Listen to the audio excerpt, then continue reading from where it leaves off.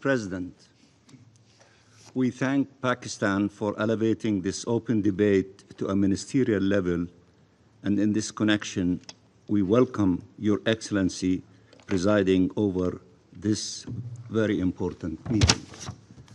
I also would like to thank ASG, Mr. Khalkhariari, for his briefing. Mr. President,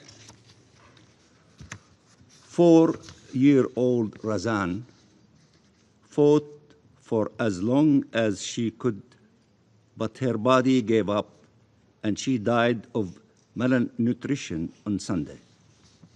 Yesterday, 6-year-old Yusuf died of starvation. He was among 15 people to starve to death in the last 24 hours in Gaza.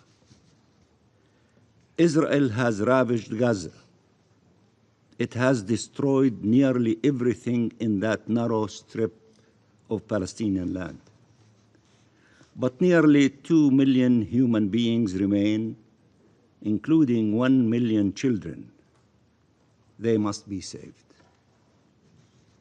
Israel has destroyed everything: their lives, their homes, the mosques and the churches, the schools and the hospitals, the entire infrastructure of life, and even the cemeteries.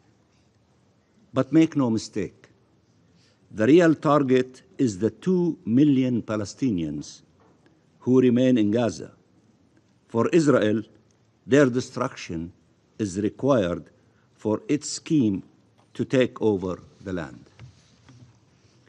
The fact Netanyahu and his government are actively pursuing transforming Gaza into a land without a people through genocide and ethnic cleansing under the unconvincing disguise of voluntary migration has only been made possible by the impunity they enjoy. All of what is happening now was predictable, premeditated and planned. It is a criminal and cruel enterprise occurring openly for all to see. Do you know when was the first plan for so-called voluntary migration presented to the Israeli cabinet? 13th October 2023. Go back to what we said in this very chamber 20 months ago. We said this would be happening. It took tens of thousands of Palestinians killed for the world to acknowledge it. How many more need to die before getting the world to act to stop this genocide? Mr. President, in Gaza, starved journalists are reporting about starved health and humanitarian personnel trying to save the lives of starving infants and children and their starving families. People are dying of hunger and thirst by design or while desperately trying to get food or water by design. People are collapsing in the streets while being forcibly displaced yet again by design. People are being gunned down and murdered by Israeli soldiers for merely trying to get a bag of flour or lentils to feed their families, again by design. Every day now, we receive heart-wrenching messages from Gaza with few words: I am hungry. This is what our children are saying, and every individual in Gaza is saying, I am hungry. There is no food for my family. We are dying. Help us. What should we tell them? What should the Security Council tell them?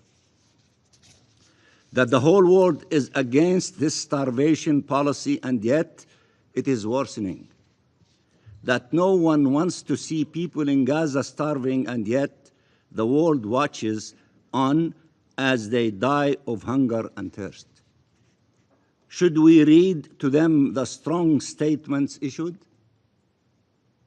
or the resolutions adopted? What should we tell them?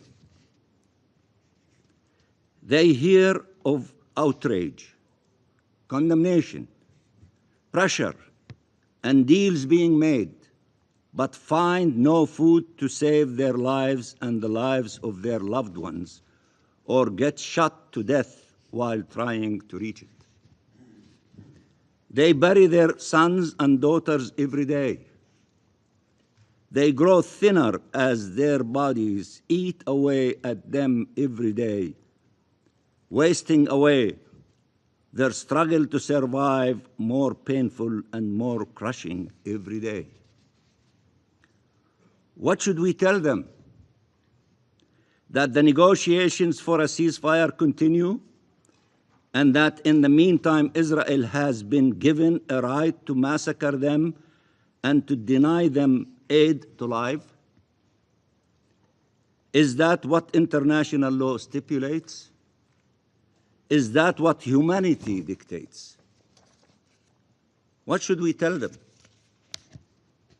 That this is the extent of what the world can do or is willing to do to save Palestinian lives?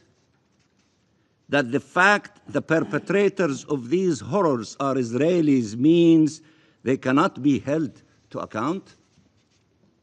That there is aid at the borders and brave UN and humanitarian personnel ready to distribute this aid as they had done before, but we cannot get Israel to open the crossings and allow the aid to be distributed without killing those distributing it or those receiving it. What is our collective plan to actually save lives? What is being done now that could actually stop this horror? That is the only measure that matters. Are we doing what is necessary to save the millions of lives at risk? Are we upholding our legal, political, humanitarian, moral, and human obligations?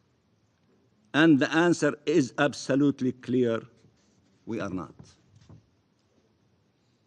So which one is it? Are Palestinian lives not worth saving? Or does Israeli supremacy extend as far as conferring upon Israel a right of life and death over the Palestinian people as a whole? Mr. President, it is now for every state to determine where it stands at this historical juncture. Every single country will be asked, what did you do during this genocide? Not what you said or what you considered doing, but what did you actually do? What did you do to stop it and stop the destruction of human life? There is no time to waste and no place for self-inflicted powerlessness. Countries have tools they need to use, nationally and collectively, to bring the genocide to an end. Ask yourselves, did we do everything possible? And I assure you, it is impossible to say yes. We call for a coalition of the willing to take every action necessary now to end the genocide, to uphold international law and save what is left of our humanity under the rubble in Gaza, and end the occupation and conflict. A year ago, the ICJ adopted a landmark opinion on ending the unlawful presence of Israel in the occupied Palestinian territory that spelled out in no uncertain terms the obligations of Israel and, as importantly, the obligations of third parties. You. Any state claiming to be a law-abiding state must take action to comply with this opinion and ensure it moves away from complicity and contributes to accountability. The General Assembly called over a month ago upon all member states